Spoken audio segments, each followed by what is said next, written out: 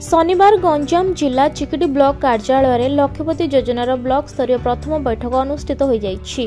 उक्त बैठक में चिकिटी विधायक मनोरंजन ध्यान सामंतराय, सीडीपीओ गीतांजलि पाणिग्राही, बीडीओ लक्ष्मण चरण सोरेन समेत अन्य समस्त अतिथि माने उपस्थित थिले। तेबे एही बैठक में अतिथि माने एही योजनार महत्व, उद्देश्य और लक्ष्य को नहीं आलोचना करथिले। यह हेउछि एक सरकारी पदक्षेप जहा द्वारा ग्रामांचलर महिला मानकु वार्षिक 1 लाख रु अधिक आय उपार्जन करबा पई सुजोग मिलिबो एवं सेमाने एटार उपयुक्त दक्षता और तालीम नहीं सशक्तिकरण होई परिबे। ता सहित एही योजना दारिद्र्य दूरीकरण और अर्थनैतिक सशक्तिकरण को प्रोत्साहित करि परिबो।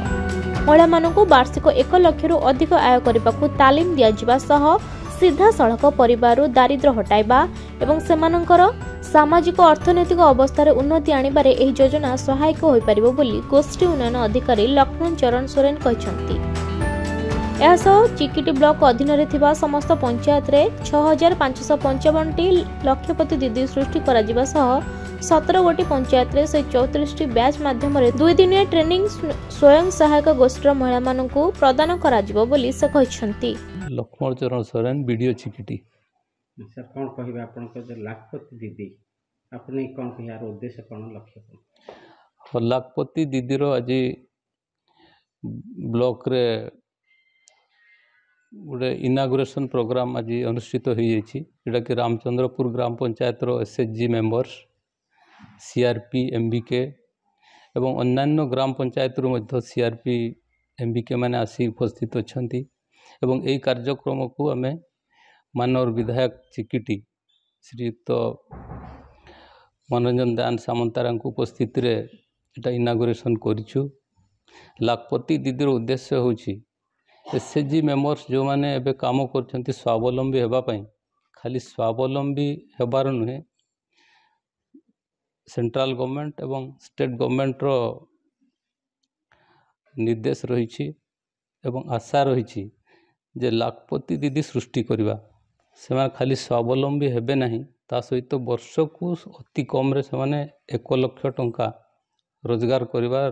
समस्त नमस्कार, मो ना रुबीना राउत, मो जीवन जीविका मिशन मो अच्छी बीपीएम अच्छी।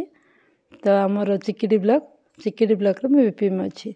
आमर लखपति दीदी आमर टोटाल आम चिकिटी ब्लॉक रे 6955 लखपति दीदी अच्छी। आम तांको चिन्हट करी लखपति दीदी से अच्छी बोली तांको गोटे आम 6955 अच्छी। आमर 174 आमर तालीम दिया बैच कराई सब पंचायत 17टा पंचायत रे 174 बैच आमर कराई लखपति दीदी मानक ट्रेनिंग दिया।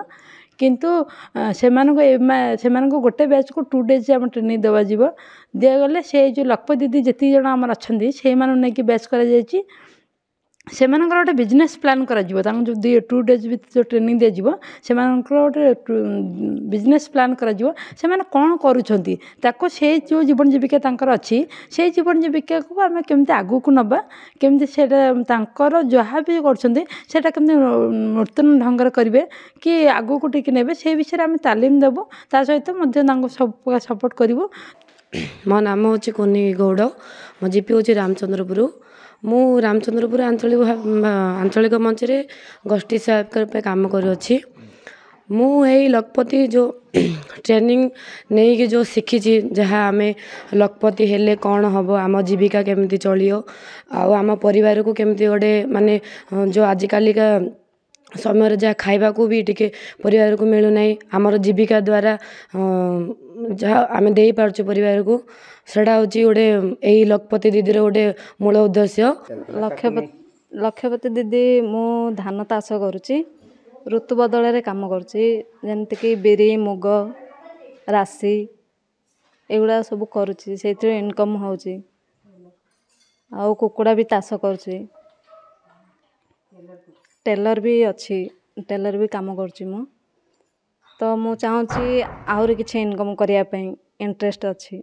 आज कार्यक्रम मु देखी 2023 मसीहा अगस्ट 15 तारिख दिन 77तम स्वाधीनता दिवस दिन आमर प्रधानमंत्री जो घोषणा करते लक्षपति दीदी आमर जो एसएचजी स्वयं सहायिका गोष्ठी 10 कोटी जो स्वयं सहायिका गोष्ठी मेंबर अच्छी से 3 कोटी स्वयं सहायिका गोष्ठी मेंबर को लक्षपति दीदी कराइबा बोली जो घोषणा करते मु से दिन भाभी से 3 कोटी मेंबर भितर मु जड़े कहीं न हो पारि लक्षपति दीदी। प्रथमे जो एसएचजी रे थिली बैंक ऋण आनी तो CIFରୁ ବି ଋଣ ଆଣିଥିଲି, VRFରୁ ବି ଋଣ ନେଇଥିଲି। ସେଥିରେ ଋଣ ନେଇକି ତ ମୁଁ ଯଦି ନେବି ସବୁଯାକ ଟଙ୍କା ପଇସାକୁ ମୁଁ ଯେଉଁ ଅଲଗା ଜାଗାରେ କି କିଛି ବିନିଯୋଗ କରିଦେବି, ମୁଁ ମୋର ଋଣ କିପରି ଭାବରେ ପରିଶୋଧ କରିବି ସେ ବିଷୟରେ ମୁଁ ବହୁତ ଭାବିଥିଲି। ତାପରେ ଭାବିଲି କିଛି ମୁଁ ଟଙ୍କା ମୋ ପିଲାଙ୍କ ପାଠପଢ଼ାରେ ଖର୍ଚ୍ଚ କରିବି, ଆଉ କିଛି ଟଙ୍କାକୁ ମୁଁ ନିଜ କିଛି କାମରେ ଲଗେଇବି, ସେଥିରୁ ମୁଁ ଯାହା ଇନକମ୍ କରିବି ସେଥିରେ ମୋର ଋଣ ପରିଶୋଧ କରିପାରିବି ବୋଲି ଭାବିଥିଲି। ତେଣୁକରି ମୁଁ ଗୋଟେ ପ୍ରୋଜେକ୍ଟ ଭାବିଲି, ଯାହା ଭାବିଲି ତାହା ମୁଁ କାମରେ ଲଗେଇଲି। ବ୍ରହ୍ମପୁରରୁ ସଞ୍ଜୟ କୁମାର ବିଶ୍ୱାଳଙ୍କ ରିପୋର୍ଟ, ଖବର ଓଡ଼ିଶା।